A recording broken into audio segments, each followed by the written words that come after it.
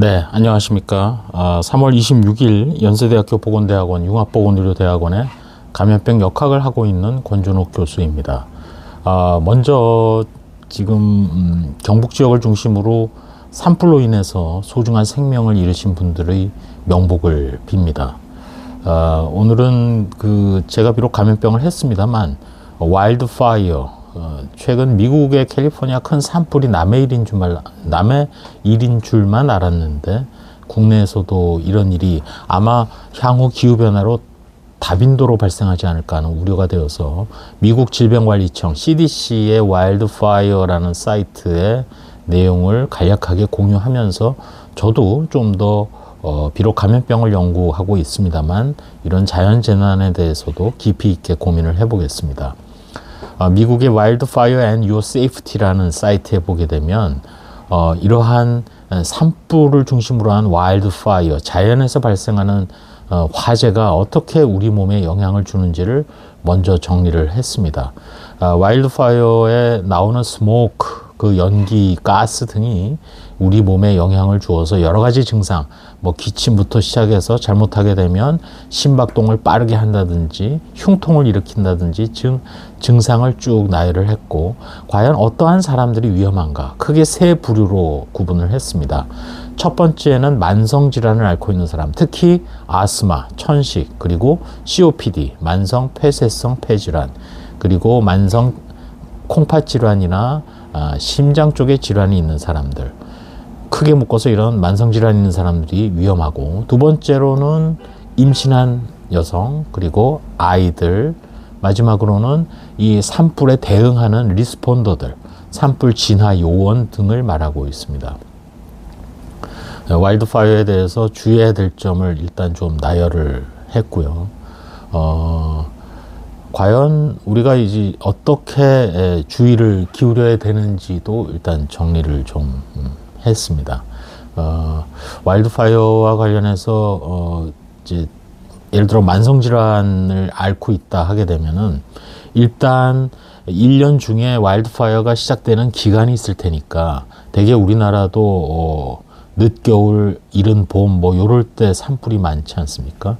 그렇게 되면 그거에 앞서서 자기가 치료받고 있고 복용하는 약을 약 일주일에서 열흘치는 스톡업, 비축을 해놔야 된다. 되게 그런 경우는 많이 있죠.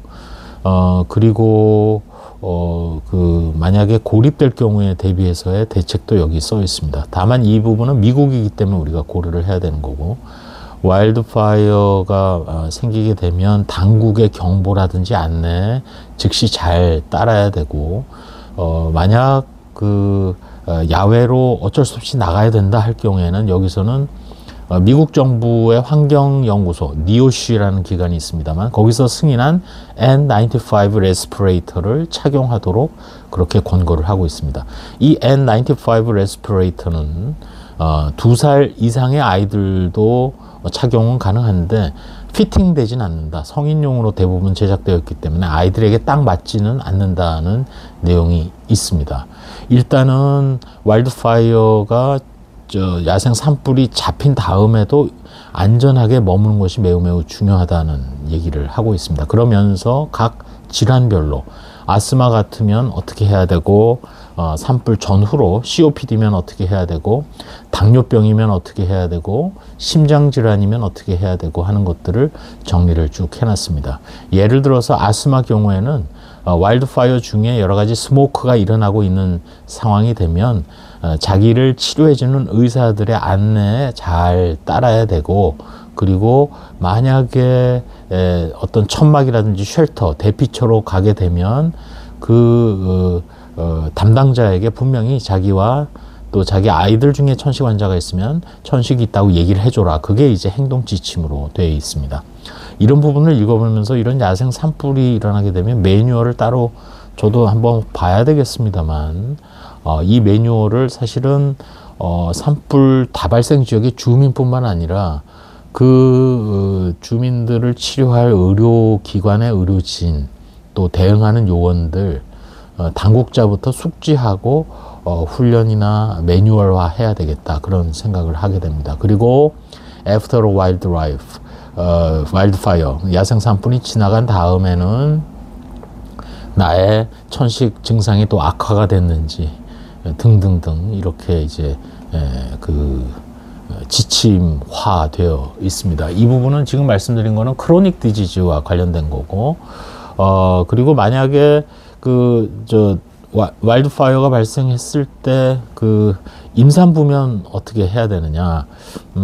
임산부의 경우에도 거의 비슷합니다만 중요한 것은 역시 외출을 어쩔 수 없이 해야 될 경우, 바깥으로, 바깥으로 나가야 될 경우에는 승인받은 N95 레스피레이터를 착용해야 된다. 그리고 이 얘기는 N95 레스피레이터가 집에 있어야 된다는 얘기네요. 그래서 이러한 보급, 또 이걸 어떻게 착용하는지 이런 것들도 사실은 훈련이 돼야 되고 미리미리 좀 알아야 되는 그런 얘기가 되겠습니다.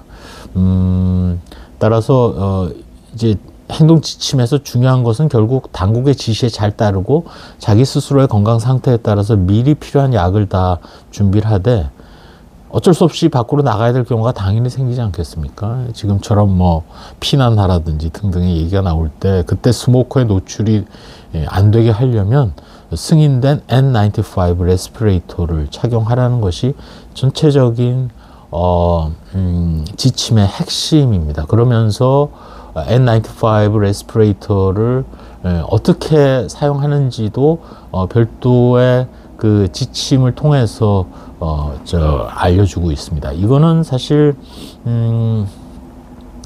우리가 코로나 때도 의료기관에서 이걸 많이 사용을 해봤기 때문에 N95 레스피레이터를 확실하게 사용할 수 있는 방법, 또 어떻게 착용하는지를 그림으로 지금 보여드리고 있습니다만은 명확하게 알려주는 그런 지침도 준비가 되어 있습니다.